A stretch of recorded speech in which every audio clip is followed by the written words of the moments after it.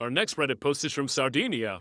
My uncle is very much one of the coolest people that I know. He crams every second of every day enjoying all that life has to offer, from safari trips to nature photography to beekeeping to tropical fish breeding, complete with custom aquarium building and more. He's also the nicest guy that you'll ever meet, willing to help anybody with anything at any time. One of his hobbies includes gardening, and he turned his giant backyard into a pollinator's paradise, with the flower beds enclosed by a small, short, white picket fence. Now, having done quite well for himself in his life, he also happens to live in a snooty upper-class neighborhood with lots of trophy wife busybodies who can't mind their own business. As part of this snooty neighborhood, the HOA rules explicitly state no fences. Of course, what they mean is large fences around your property, not tiny fences around a garden bed. Either way, my uncle's neighbor decided to take it upon herself to report my uncle to the HOA for having a fence. And he got a letter from the HOA, since I guess their interpretation did find that my uncle was in the wrong. His response? To read the entire HOA bylaws to ensure that whirligigs, the lawn ornaments that look like a bird with spinning wings that make an awful constant clacking noise, weren't prohibited. They weren't, so my uncle up and replaced all of his garden fencing with those whirligigs, dozens, if not hundreds of them, clacking at all hours of the day and night. It was quite a racket. My uncle's a nice guy, so he took them all down at the end of the season.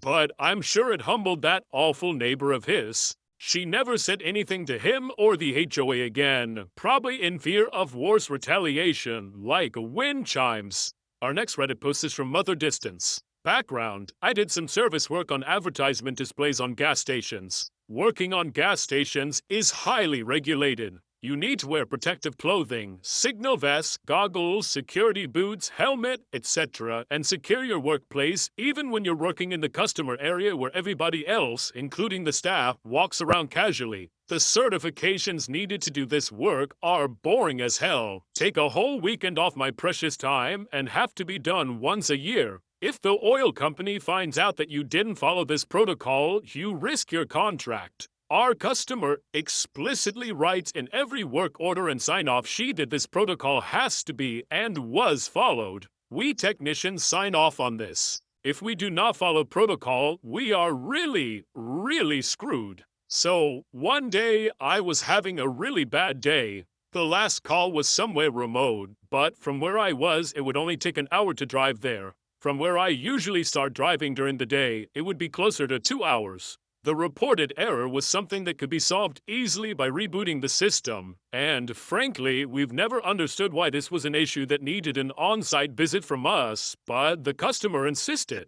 When this particular error happens, we usually go to the site, suit up, tell the manager what we need to do, and ask them to step a little to the side. In 9 out of 10 cases, the reboot button can be reached with a long screwdriver, so no ladder and no secured work area is needed. It takes less than 5 minutes. Then, confirming that everything works with the customer takes another 10 minutes. This stretches the security protocol just a little bit, but we all agree that this would be okay, and nobody would be endangered, and in this special case, everyone would benefit. So I called dispatch and told them at 1500 hours that I would head out to that location. At 1600 hours, I could literally see the sign at the gas station up ahead.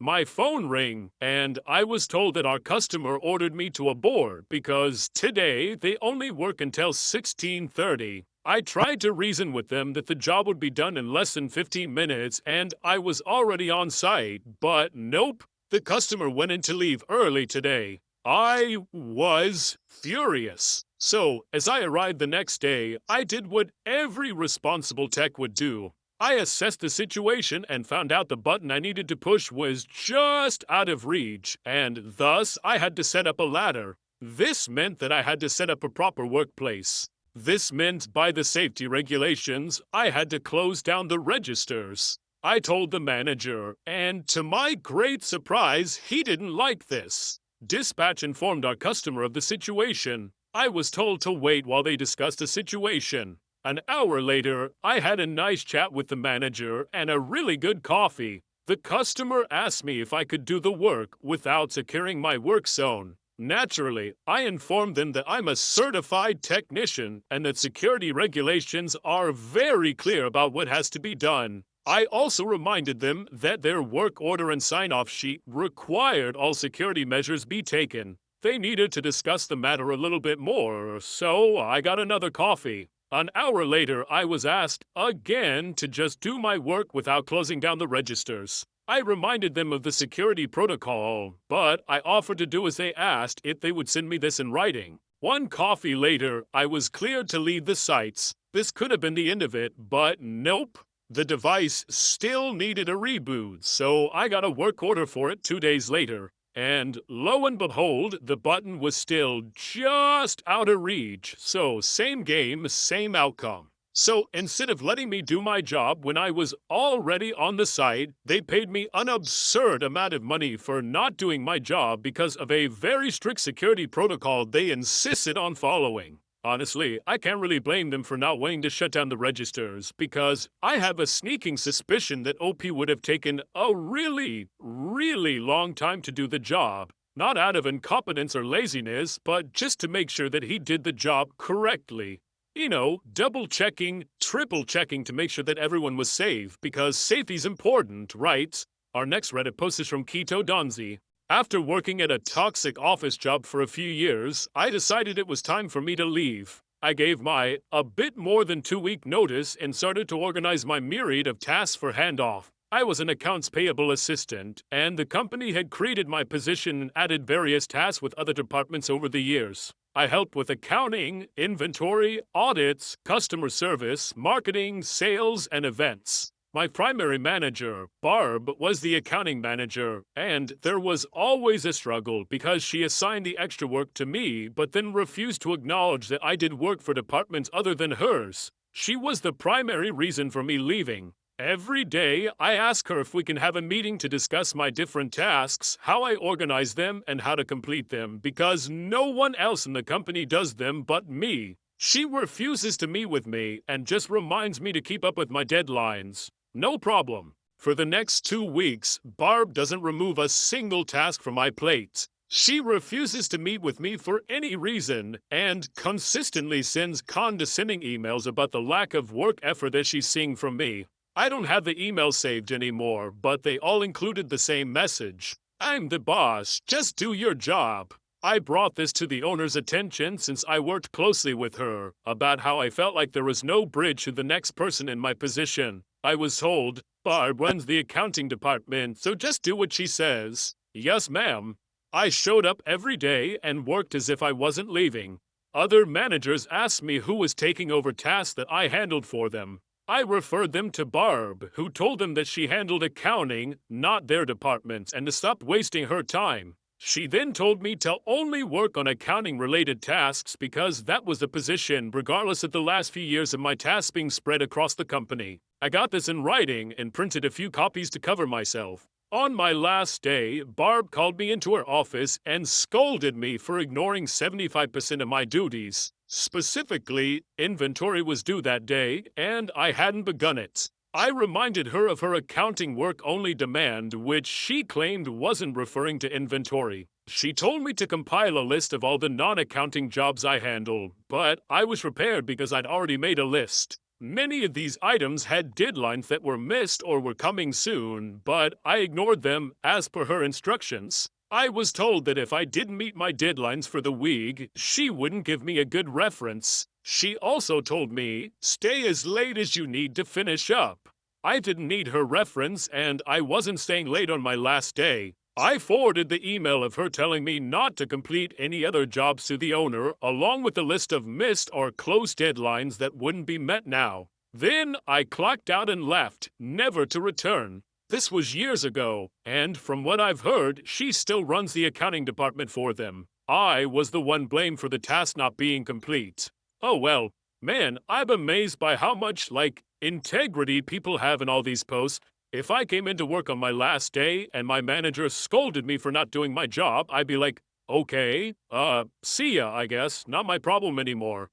You expect me to feel bad that I'm not doing my job well? Lady, I'm quitting. I don't care anymore. Our next Reddit post is from Sort Giggles. A couple of weeks ago, my kids and their neighbors decided to have a bake sale. We live in a tourist area with high foot traffic, and the kids make a killing. I tell the kids that I ought to charge them for labor and ingredients so they can learn the concept of net gains. But instead, I donate to their cause and tell them to just bring me back the money that I lent them to make change. I love seeing the kids be entrepreneurial, work hard, and get so excited at their success. After a couple of hours, the neighbor's son decides that he's bored and wants to go home, so he tells my kid, "When you're done, come by and deliver half the money." Mine says, "Hey, that's not fair. If you're leaving, we should split the money now." Mind you, the bulk of their sales was my baking. The neighbor kid gets super pissed, but mine sticks to their guns. They split the money, and the kid leaves in a huff.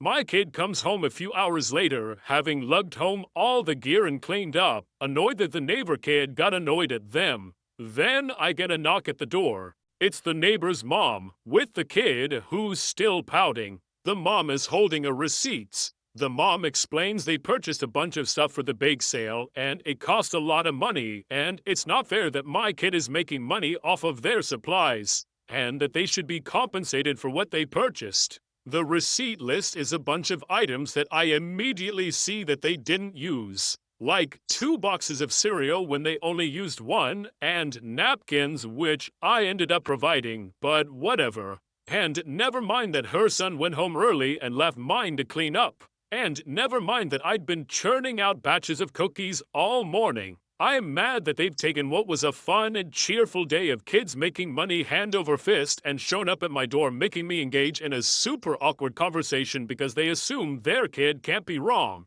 So I say, "Of course," and fetch my receipts. I sit down and, in front of them, out loud, calculate the cost of lemonade and the cups used. I calculate the cost of flour, sugar, chocolate chips, vanilla, and butter per batch of cookies, multiplied by the number of batches I made. I toss in the baking soda for free. So generous. I even subtract the value of the leftover cookies. Did I mention that I made a lot of cookies? By the end of the calculations, the neighbor kid owed us $23. They got pretty quiet all of a sudden. I thanked the neighbor for making sure things were fair and offered her a plate of cookies to take home. She declined. The end. Sorry, Karen. That's the way the cookie crumbles. Our next Reddit post is from Who Screwed the Pooch. Many years ago, I worked for a little company. The CEO was a miser of the first order. We needed image hosting for a large client account, and the CEO was unwilling to pay for maybe $2,000 to $3,000 in annual image hosting fees at the time,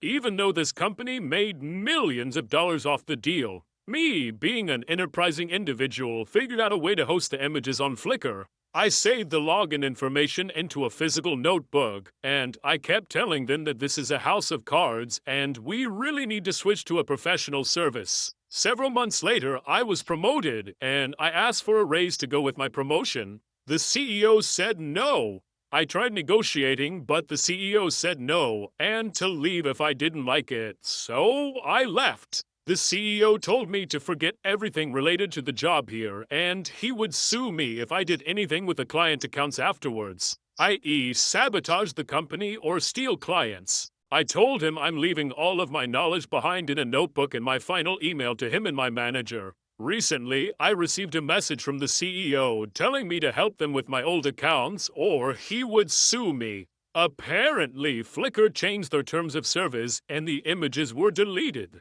In over 10 years, nobody updated any documentation or the image hosting. Nobody bothered checking the Flickr account either. I told him that I can't help.